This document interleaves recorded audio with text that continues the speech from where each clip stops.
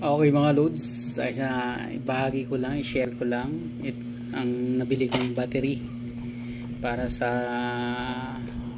Honda EDV 150. So ganitong itsura niya, maliit lang pero mabigat. So pag bumili kayo, dapat ganito ang code niya, GTZ6V, kasi meron ditong nagbebenta ng sa online, GTZ 7V. So as per sa mekaniko ng Honda, mas malaki ang 7V, hindi siya kasya sa housing ng battery sa loob ng motor. So mas maigi, mas mabuti talagang bilhin ang 6V, kasi yun talaga ang nasa original na size ng battery ng motor na kasya rin sa kanyang housing. So ito yun, may kasama na siyang mga screw. Ayan. Tapos yung manual.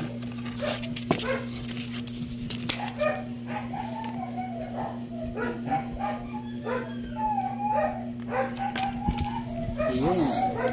So nagtanong ako na karan sa online, ang available lang na nagtitinda is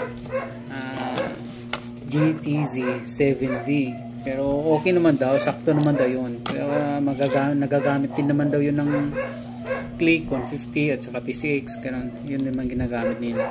Ang problema lang talaga yung size. So ayun, nagganap talaga ako, sabi ng mekaniko na dapat 6V para komportable ang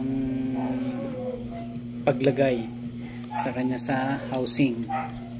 So ayun, tingnan natin.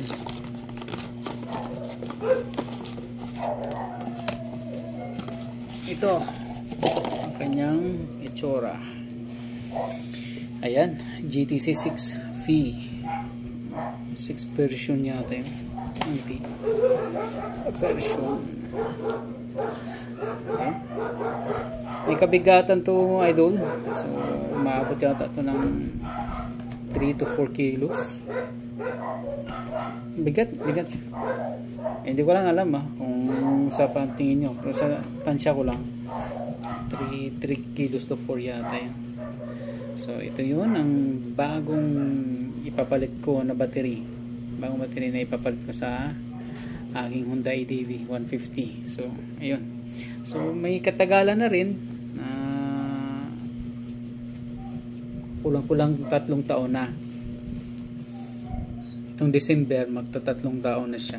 So wala pa naman siyang senyalis na nakikita na ano na siya, na hindi na siya nagdi-drain o humihina na, wala naman.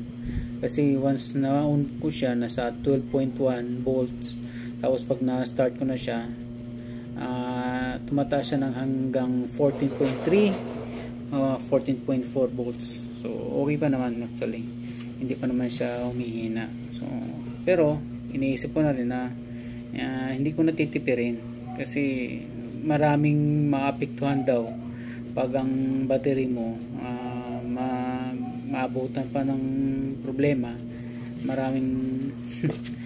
Marami siyang may dadamay pa na magiging problema pa sa huli, sa future. So ayun, nabili ko siya sa Binyan, sa Motor Central ng 1,960, siguro mga kulang-kulang 2,000 mga idol ang price nito. Matipid na rin, kaya kung makikita mo kasi sa online, mas